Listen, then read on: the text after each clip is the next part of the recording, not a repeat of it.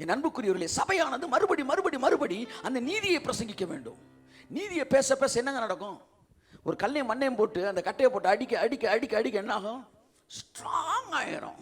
அச்சா, அப்படித்தான் நீதி நீதி நீதி கிறிஸ்துவுக்குள்ளே உன் நீதி நீதின்னு சொல்ல சொல்ல நீ நீதிமான் என்பதில் ஸ்ட்ராங் ஆயிறீங்க. அதனால என்ன நடக்குது? கொடுமைக்கு தூரம் ஆயிடுறீங்க. ஏன்னா அத்தனை பாவத்திற்கும் ஒரே வழி என்ன தெரியுமா? அத்தனை பிரச்சனைக்கும் ஒரே வழி, நீங்கள் பாவி என்று திறக்கிற கதவு தான். ஆனால் நீ நீதிமான் என்று சொல்லும்போது அந்த கதவுகள் அடைக்கப்படுகிறது. இனி எந்த ப்ராப்ளம் உங்களுக்கு வராது இயேசுவின் நாமத்தில். ஆமென் சொல்லுங்க. இப்போ நான் கிறிஸ்துவுக்குள் இருந்தால் நான் நீதிமான் என்று நீதிமானா நான் உணரவில்லை. ஆனாலும் நான் நீதிமான் என்று சொல்லுகிறீர்களா? ஆமாம். நீங்கள் எதை உணர்கிறீர்களோ அதை சொல்லக்கூடாது. எது உண்மையோ அதை சொல்ல வேண்டும். ஆமேன் ஆமேன். இப்போ மணி எத்தனை? வாட்ச பார்க்கக்கூடாது. மணி எத்தனை அப்படின்னு கேட்டால் நீங்கள் என்ன சொல்றீங்க? ஒருத்தர் 11, ஒருத்தர் 10, ஒருத்தர் 8. இதெல்லாம் நீங்கள் ஃபீல் பண்ணுறது. ஆனால் உண்மையிலே ஒரு மணி இருக்குது, அது 11:10. கையை தட்டு. நீ நீதிமானான்னு கேட்டால் ஒருத்தர் சொல்லலாம், கொஞ்சம் நீதிமான், நான் நேற்று நீதிமான், நான் நிறைய நீதிமான், நான் கொஞ்சம் தான் நீதிமான், நான் பாவி, நான் மகா பாவி, நான் படுபாவி, நான் கேடுகட்ட பாவி. என்ன வேணாலும் உணர்ந்துக்க. வசனம் என்ன சொல்லுது? கிறிஸ்துவுக்குள் நீங்கள் பூரணமாய் இருக்கிறீர்கள். கையை தட்டுங்க நல்லா. ஆமே. நீ எத்தனை மணி வேணாலும் நினைச்சுக்க, அது உண்மை கிடையாது. நீ உணர்வதை சொல்லுவது உண்மை அல்ல, உண்மையை சொல்வதுதான் உண்மை. அப்படி நீ உணர்வது எதுவாக இருக்கலாம், ஆனால் சத்தியம் சொல்லுகிறது என் பாவத்தை அவர் சிலுவையிலே சுமந்து தீர்த்தார் என்றார். நான் நீதிமானா இருக்கிறேன். நான் அவரோடு இணைக்கப்படுகிறதுனாலே என்ன ஆகிறேன்? அவருடைய குணங்களுக்கு நான் பாத்திரக்காரனாகிறேன். சார் நீ நீதிமான்றீங்க, ஆனால் இன்னும் கேரக்டர் மாறலையே, இன்னும் விஷயங்கள் மாறலையே. தேவன் சொல்றாராம், அதுக்கும் ஒரு வைராக்கியமா இருக்கிறாராம். அல்லேலூயா. உன்னை மாத்துறதுல அவர் வைராக்கியம் எடுக்கிறாராம். உங்களுடைய பலவீனங்களுக்கு எதிராக தேவனுடைய வைராக்கியம். சகரியா 8:2. நான் சீயோனுக்காக கடும் வைராக்கியம் கொண்டேன். எல்லாம் சொல்லுங்க. சந்தோஷமான வசனங்க. கையை தட்டுங்க. ஏன் பயப்படுறீங்க? ஐயோ வைராக்கியமாயிட்டாரா, ஐயோ வைராக்கியமாயிட்டாரா.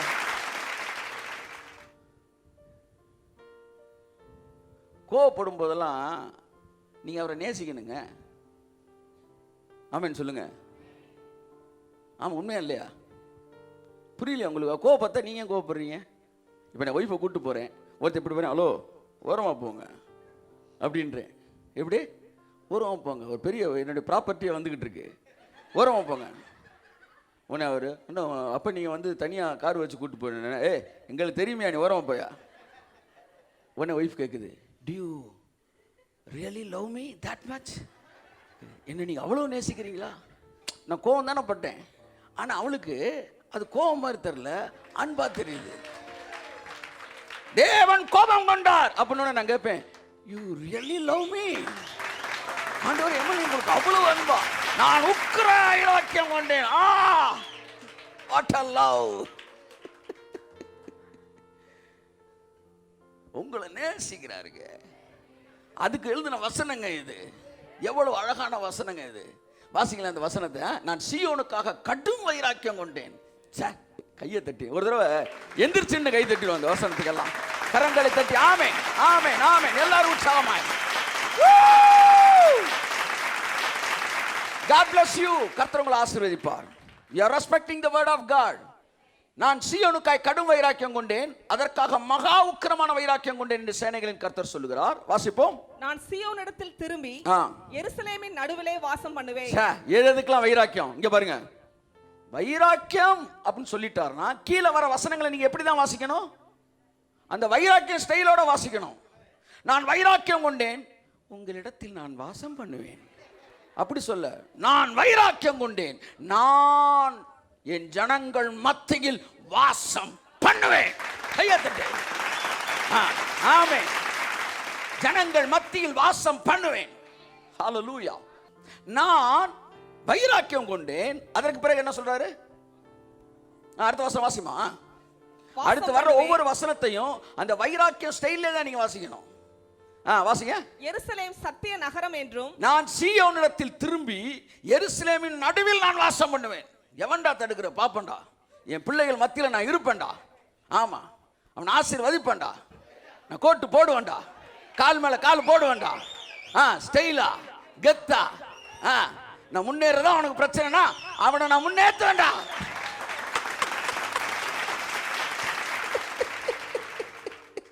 அதுதான் வைராக்கியம், அதுதான் வைராக்கியம். நீங்க எப்படி பாக்குறீங்க எனக்கு தெரியல, நான் வேற மாதிரி பாக்குறேன். நேற்று ஜாக் அண்ட் ஸ்லேவ்னு ஒரு படம், ஹாலிவுட் ஃபில்மு. நீ என்ன வேணாலும் பேசிக்க, நான் சொல்லிட்டே. அங்கே பார்த்தீங்கன்னா எல்லாம் 50 அடியில் இருப்பான் வில்லைங்க. ஃபுல்லாக நடந்து வந்த உடனே கேஷுவலாக மரத்தையே பிடிங்கி எரிஞ்சுக்கிட்டு இருப்பாங்க. இவங்க எல்லாம் 4 அடி 5 அடி 6 அடிக்குள்ளே இருப்பாங்க. மிரண்டுக்கிட்டு இருக்கும்போது திடீர்னு அவங்களுக்கு இருக்க அந்த கிரீடம் ஒன்று இவன் கைக்கு வந்துடும். அந்த கிரீடை திருத்த அந்த ஜாக் இப்படி காட்டுவான் பாருங்க. காட்டின உடனே அவ்வளோ உயரமாக இருந்தவங்க எல்லாம் அப்படியே குனிஞ்சிருவாங்க. குனிஞ்சு தரையோட தனிஞ்ச கர்த்தர் சொன்னாரு, என் நாமத்துக்கு முன்னாடி இப்படித்தான் சகல ஆவிகளும் கீழ்ப்படியும். எவ்வளவு பெரிய கேன்சரா இருக்கட்டும் சொல்லு, இயேசு சொல்ல, இயேசு இயேசு சொல்லுங்க, இயேசு இயேசு இயேசு இயேசு கிறிஸ்துவின் நாமத்தினாலே. அப்படியே முழங்கால் யாவும் ஆவியில் நிறைஞ்சிட்டேன் நான். ஆமா, நீ பாவின்னு சொல்லு, நான் ஆவியில் நிறைகிறேனே. கெனத் ஹேகின ரபாலா ஷாக்கா ரபான்ற கெனத் ஹேகின் ஷூட்டிங் பார்க்க போயிருக்காரு. நானாச்சும் எடுத்த படத்தை பார்த்தேன். அவர் ஹாலிவுட்டுக்குள்ள ஷூட்டிங்கே போயிட்டாராம். அவர் சொல்லுறார், உள்ளே நுழையும் போது என் ஆவிக்குரிய மனிதன் எவ்வளவு பெரியவனாக இருந்தானோ, நான் ஷூட்டிங்கை பார்த்துட்டு வெளியே வரும்போது அவன் 1000 மடங்கு பெரியவனாக இருந்தான். கர்த்தரோட்ட பேசினாராம், பார்க்குறாராம். யார் படம்? சில்வஸ்டர் ஸ்டார்லனா ஆர்னால்டு படமான்னு தெரில. 1000 பேர் வேலை பார்க்குறாங்க. ஒருத்தர் லைட்டிங்கு, ஒருத்தர் மேக்கப்பு, ஒருத்தர் டச்சு, ஒருத்தர் கேமரா, ஒருத்தர் வந்து என்னென்னமோ பண்ணிக்கிட்டு இருக்கிறாங்க. சிஸ்டத்தில் உட்காந்துருக்காங்க. கர்த்தர் சொன்னாராம், எவ்வளோ பேர் வேலை பார்க்குறாங்க பார்த்தியா? ஆமாம், ஆனால் ஒரே ஒருத்தன் தான் கைத்தட்டு வாங்கிட்டு போகிறான். யார்? அந்த ஹீரோ. அப்படித்தாண்டா உன்னை ஹீரோ வாக்குறதுக்கு, இருங்க உன்னை ஹீரோ வாக்குறதுக்கு நாங்கள் பரலோகம் முழுவதும் சேர்ந்து இப்படி வேலை பார்த்தோம். கொடுங்க சார் விசில. அப்படி ஆமேன். ஆமா, லைவ்ல நிறைய பேர் ஆமேன்னு சொல்ற கேக்குது. ஆமா, கேக்குது. ஏசுனா புரியுதா? அவரை முன்னணியில் நிறுத்தி எல்லாரையும் சேர்ந்து வேலை பார்த்து கைத்தட்ட வச்சிடாய. தேவன் சொன்னாரா ஹேகின்ட்ட, உன்னை ஆசீர்வதிக்கப்பட வைப்பதற்கு, உனக்கு புகழ்ச்சியும் கீர்த்தியும் கொடுப்பதற்கு நானும் பிதாவும் பரிசுத்த ஆவியானவரும் தூதர்களும்.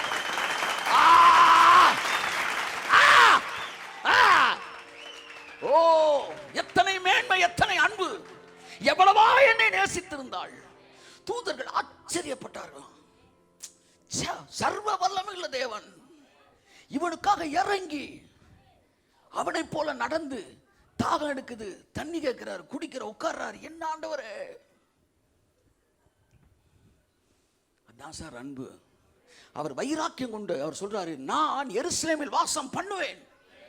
அடுத்து வாசிங்க. எருசலேம் இனி எருசலேம் சத்திய நகரம் என்றும் சேனைகளுடைய கர்த்தரின் பர்வதம் பரிசுத்த பர்வதம் என்றும் அழைக்க. கையை தட்டுங்க. இனிமே உங்களுக்கு பேர் என்ன தெரியுமா? பரிசுத்த பர்வதம். இனிமே உங்களுக்கு பேர் என்ன தெரியுமா? சத்திய நகரம். சத்தியமும் பரிசுத்தமும் இணைந்தே வருகிறது. ஆமென் சொல்லுங்க. அப்ப என்னன்னா, உங்களை மக்கள் எல்லாம் பார்த்து பரிசுத்த பர்வதம்னு சொல்ல வைக்கிற வரைக்கும் விடமாட்டார். உங்களுக்குள்ள மாற்ற வேண்டிய காரியங்களை அவர் மாற்றுவார். ஆமென், ஆமென். உங்களுக்குள் திருத்த வேண்டியவை திருத்துவார். உங்களில் இன்னும் ஒரு வைராக்கியத்தின் உச்சத்தில் போய் என்னமா சொல்றாரு, உங்களில் அவலட்சணமானவைகளை நான் அதிக அலங்காரமாக்குவேன். ஆமென். எல்லாரையும் அலங்காரமாக்குவாராம், அவலட்சணமானதை அதிக அலங்காரமாக்குவார். இதான் வைராக்கியம், இதான் பிடிவாதம்ன்றது. அதான் பைபிள் சொல்லுது. இந்த மோசையை தானே, அதான் பிடிவாதம் நிக்குது. எந்த மோசைய எங்களுக்கு யார் அவனை லீடரா வச்சது? நீ எந்த பைபிள் காலேஜில் படிச்ச? உன்னை யாரா பாஸ்டர் ஆக்கினது என்று கேட்ட அந்த மோசையை தானே. கையத்தட்டே. உங்களை பார்த்து நீங்கள் யார் என்று கேட்டார்களா? உங்களை பார்த்து உங்கள் முகவரி என்ன என்று கேட்டார்களா? உங்களை பார்த்து நீங்கள் வீணானவர் என்று சொன்னார்களா? அவர்கள் யாரை பார்த்து அப்படி சொன்னார்களோ அதே நபரை தானே கர்த்தர் என்னவாக்கினார்? தலைவனாக்கினார். இது வைராக்கியம். அவன் திக்குவாய், அவன் மந்த நாவு, எதையுமே ஃப்ளூயண்டா செய்ய முடியாது. திக்கி திக்கி பேசுற மாதிரி நிறைய பேர் திக்கி திக்கி ஜோம் பண்ணுவாங்க. திக்கி திக்கி ஜோம் பண்ணா என்ன? 4 நாள் ஜெபிக்கிறது, 4 நாள் ஜெபிக்காம இருக்கிறது, 4 நாள் பைபிள் வாசிக்கிறது, 4 நாள் பைபிள் வாசிக்காம இருக்கிறது. அவ்வளோ அவன் திக்கி திக்கி பேசினா நம்ம திக்கி திக்கி செஞ்சுக்கிட்டு இருக்கிறோம். கர்த்தர் சொல்ல, நான் மோசையோடு கூட இருந்தது போல உன்னோடு கூட இருப்பேன். இதுக்கு அர்த்தம் என்ன தெரியுமா? பலவீனமான அவனோடு நான் இருந்தது போல பலவீனமான உன்னோடும் இருப்பேன். அதான் அர்த்தம். அதான் அர்த்தம். ஒரு அரசியல் தலைவனுக்கு தேவை என்னங்க சொல்லுங்க? ஒரு அரசியல் தலைவனுக்கு தேவை என்ன? பேச்சு. அறிஞர் அண்ணா பேச்சு, வைகோ பேச்சு, கலைஞர் பேச்சு, எம்ஜிஆர் பேச்சு, எழுதி கொடுத்தாலும் பேச்சு. அவங்க ஒவ்வொருத்தனுக்கும் ஒரு ட்ரெண்ட் வச்சிருக்காங்க சார். வந்தவொடனே ரத்தமான உடன் பிறப்புகள் அப்படின்னு தொடங்குறாரு. இன்னொருத்தர் சொல்றாரு, ஒவ்வொருத்தரும் அந்த என்ட்ரியை அவங்களுக்குன்னு ஒரு ட்ரெண்ட் வச்சிருக்காங்க தனியா. என் இனிய தமிழ் மக்கள் என்றார் கிராமத்து குயில் அப்படி வராப்புல ஒருத்தர். அந்த பேச்சு அதுதான் ஒரு தலைவனுக்கு தேவை. அப்ப ஒருத்தரை கூப்பிட்டு ஒன்று லீடர் ஆக்க போறான்னு சொன்ன பையன் சொல்றான், ஐயா ஒரு தலைவனுக்கு, ஏன்னா அவன் சகல சாஸ்திரம் அறிந்தவன், பேச்சு முக்கியம். ஆனால் எனக்கு பேச்சு தானே வராது. ஒரு ட்ரம்மர் சொன்னான், நல்லா வாசிப்பீங்களா? நல்லா வாசிப்பேனே, டைமிங் மட்டும் வராதுண்ணா. டைமிங் மட்டும் வராதா? டைமிங் தானடா தேவை. இது எப்படின்னா ஃபேன் நல்லா இருக்கும், காற்று மட்டும் வராதுன்னு மாதிரி. அவனை தலைவர், ஆனால் பேச்சு மட்டும் வராதுண்ணா. கர்த்தர் சொன்னார், பேசி பேசி தலைவனானவனை பார்த்துருக்க, இப்போ பேசாமலே தலைவனாகிறவனை பாருங்க. அந்த மோசையை தானே, அந்த மோசையை தானே. பார்வோனுக்கு போய் முன்னாடி நிற்கிறான், யார் நீன்னு கேட்குறான். இவன் திக்குது. உனக்கு கர்த்தர் சொன்னார், உனக்கு நான் ஆரோனை கொடுத்துறேன்ட்டான். கொடுத்துறேன்ட்டாரு. உன்னை ஆரோன் கூட வந்துட்டான். நீ யார் அப்படின்ன உடனே அப்படின்றான். அப்படின்ன உடனே இவர் பெயர் மோசே, நாங்கள் மீதியான் தேசத்தில் வந்திருக்கிறோம். என்ன காரியமே வந்திருக்கிறீர்கள்? மோசே திரும்புக. மோசே, எங்கள் ஜனங்களை நீங்க அனுப்பி விடும்படி. பாரு நில்றா, நானே ராஜா நேரா பேசிக்கிட்டு இருக்கிறேன், இவன் என்னடா ஆள் வச்சு பேசிக்கிட்டு இருக்கிறான்.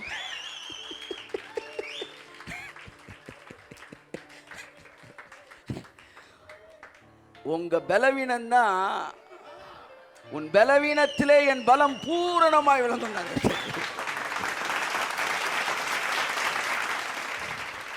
என்ன தேவன் சார், இந்த மோசையை தானே. என்ன சொல்லுங்க, இந்த மோசையை தானே, இந்த மோசையை தானே.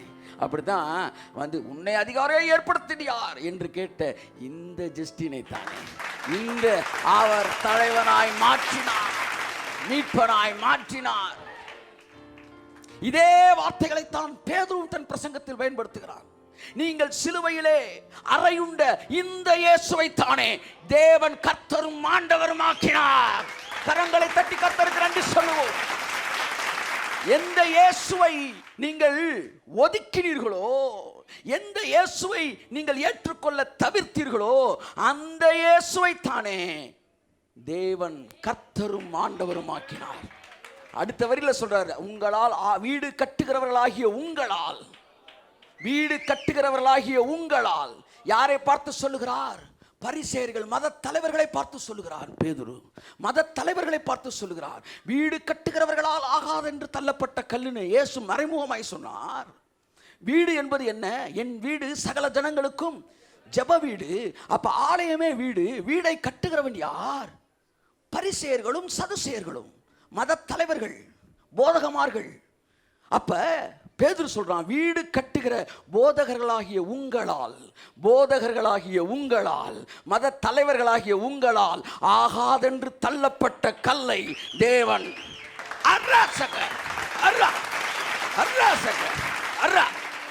ஆமென்.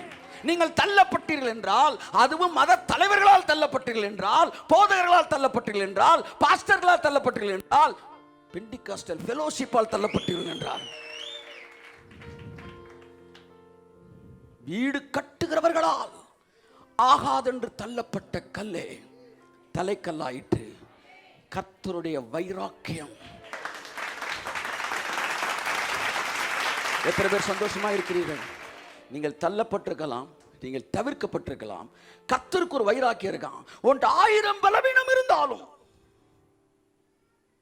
உன் பலவீனத்தை நான் மாத்துவேனே ஒழிய உன்னை நான் மாற்றவே மாட்டேன்டா.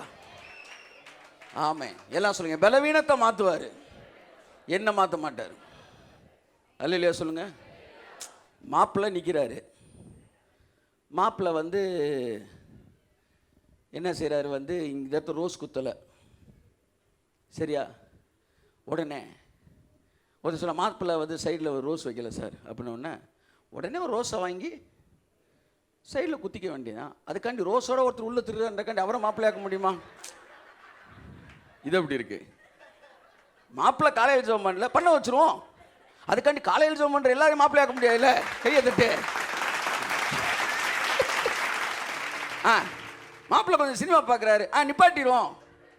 அதுக்காண்டி சினிமா பார்க்காம இருக்கிற ஒருத்தனுக்கு ஊழியத்தை கையில் கொடுத்துட முடியாதுல்ல. என்னங்க சொல்றீங்க? இது வந்து திறமையின் அடிப்படையில் ஏற்படுகிற எலெக்ஷன் அல்ல, அடிப்படையில் வருகிற செலக்ஷன். மக்களால் தேர்ந்தெடுக்கப்படுகிற ஜனநாயகம் அல்ல, இது சர்வ வல்லவரால் தேர்ந்தெடுக்கப்படுகிற. அவர் தான் உங்களை செலக்ட் பண்ணியிருக்காரு. அவருடைய வைராக்கியம், அவருடைய வைராக்கியம் உன் பலவீனத்துக்கு எதிராய் போராடும். இனி சியோன் பரிசுத்த பர்வதம் என்று பெயர் வரும். யார் செய்வா? என் வைராக்கியம் செய்யண்டா, என் பிள்ளைய நான் மாற்ற வேண்டாம். தைரியமா போங்க, கர்த்தர் உங்களை மாற்றுவார். உங்கள் வாழ்க்கை எல்லாவற்றையும் மாற்றுவார். எதை வேணாலும் மாற்றுவாருங்க, உங்களை மாற்ற மாட்டாருங்க. ஆமென். அவர் வைராக்கியத்தை பாருங்க. யோனாட்ட பார்க்கலாம், சிம்சோன்ட்ட பார்க்கலாம், எவ்வளவு பேர்ட்ட பார்க்கலாம். யோனா அவன் எங்கேயோ போனா, நீ போன 1000 பேர் எனக்கு சொல்லியிருக்கலாமா இல்லையா? பைபிள் சொல்லுது, 2ஆம் திசை கர்த்தருடைய வார்த்தை யோனாவுக்கு. இதான் தேவனுடைய நீடிய பொறுமை. எத்தனை தரம் விலகி விலகி போனாலும் அவனுக்கு இன்னொரு டிக்கெட் எடுத்து அங்கேருந்து இங்கே கூட்டு வராரு ஒழிய வேற ஆளை போட மாட்டேன்றார் சார். அதுதாங்க வைராக்கியம். என் பிள்ளையத்தான் நான் பயன்படுத்துவேன். முடிஞ்ச பார்த்துக்க. உங்கள் பிள்ளைன்னீங்க, அவன் டிக்கெட் எடுத்து தர்சீஸுக்கு போயிட்டான். நான் தர்சீஸ்லேருந்து கூட்டு வருவேன். அடுத்து கப்பலே இல்லையே, மீனை வச்சு கூட்டு வருவேன்டா. நான் தனியாக கப்பல் விடுறேன்டா. மீனை வச்சு கூட்டு வந்துட்டார். மீன் வந்து நேரம் என்ன செய்யுது, எங்க வருது? அதான் வந்து 8வது அற்புதம் யோனா புத்தகத்தில். 12 அற்புதம் இருக்கு. அது பாருங்க, எங்கேயுமே கக்காம கரெக்டாக அதுக்கு தெரியுது. நேரா எங்க போகணும்? நினிவேக்கு போடா நேரா. அங்கே நினிவேல மீனை தான் என்ன செஞ்சுக்கிட்டு இருக்காங்க, கடவுளாக கும்பிட்டுக்கிட்டு இருக்கிறாங்க. இங்கே மீனை வாயை திறந்து ஒருத்தன் உள்ள இருந்து வெளியே வந்தோடனே கடவுள் அவதாரம் வந்துட்டாரான்ட்டாங்க. அவதார் அப்படின்றாங்க. இப்படி கடவுள் வாயிலிருந்து ஒருத்தர் வெளியே வந்தவன் உலகம் அழியணும் நம்ப வாழ மாட்டாங்களா? பிசாசு வருத்தப்பட்டான், இவனை பேசாம கப்பல்லே இறக்கி விட்டுருக்கலாமே, என் மீன் வழியாக வந்தோன்னே எக்ஸ்ட்ரா எஃபெக்ட் ஆகி போச்சு. அப்படித்தான். ஆமே, நான் திரும்ப வருவேன். இன்டர்வலுக்கு அப்புறம் நம் நாட்டில் எம்ஜிஆர் பணக்காரனாயிறாரு. அந்த மாதிரி உங்களுக்கு இன்டர்வல்னு ஒன்று பிசாசு போட்டான், அடுத்து வந்து இந்த பிரேக்கு உங்களை மில்லியனர் ஆகிரும்.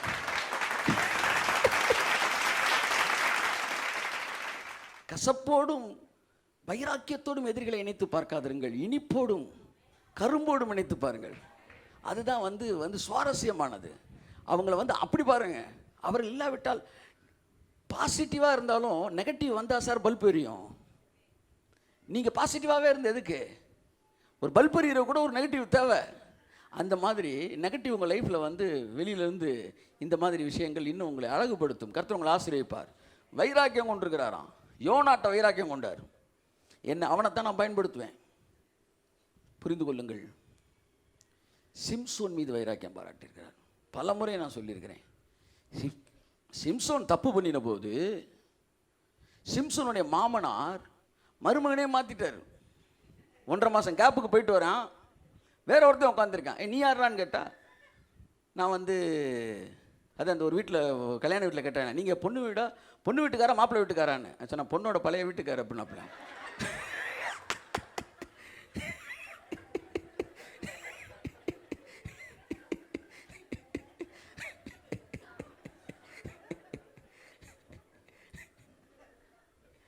எங்கள் பழைய நண்பர்கள் என்ன செய்யணும்னா, அப்படி வெளியூர் போயிட்டு கொடுத்து கல்யாணம் வந்து அப்படி உள்ள என்ட்ரு ஆயிடுறது. அப்படி மதியம் வாங்க சாப்பிட்டு போயிடும் அப்படின்னு. உள்ளே போன ஒரு வீட்டில் கல்யாணம் நுழைஞ்சி சாப்பிட போயிடுவேன். நீங்கள் அப்படின்னா நான் பொண்ணு வீடுண்ணே. மாப்பிள்ளை தான் பொண்ணு வீடு தானே. நான் சொன்னேன், இது சடங்கு வீடுன்ட்டான். நீ என்ன பொண்ணு வீடுன்ற மாப்பிள்ளை வீடுன்ற? இது சடங்கு வீடா? பரவாயில்ல, வர்றது வந்துட்டீங்க, உட்காந்து சாப்பிடு.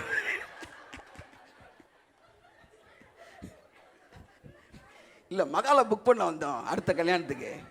பரவாயில்ல சாப்பிட்டு. அந்த மாதிரி மாமனார் வந்து மருமனை மாற்றிட்டாருங்க. இவன் போகிறேன் வேற ஒருத்தனை டக்குன்னு கல்யாணம். மனைவி கணவனை மாற்றிட்டா. சிம்சோனின் மனைவி கணவனை மாற்றிட்டா. ஜனங்கள் எல்லோரும் தலைவனை மாற்றினார்கள். ஆனால் தேவன் மாத்திரம் தன் தாசனை மாற்றவே இல்லை.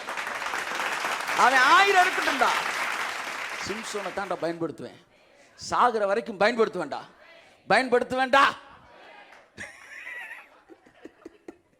இதுக்கு பேர் தான் உக்கிரமான வைராக்கியம். அந்த வைராக்கியத்துக்கு முன்னாடி உங்க பலவீனங்கள் சுட்டரிக்கப்பட்டுரும். என்ன வேணாலும் கேளு, அதை நான் உனக்கு கொடுக்குறேன். ஆமென் சொல்லுங்க. ஆமென்.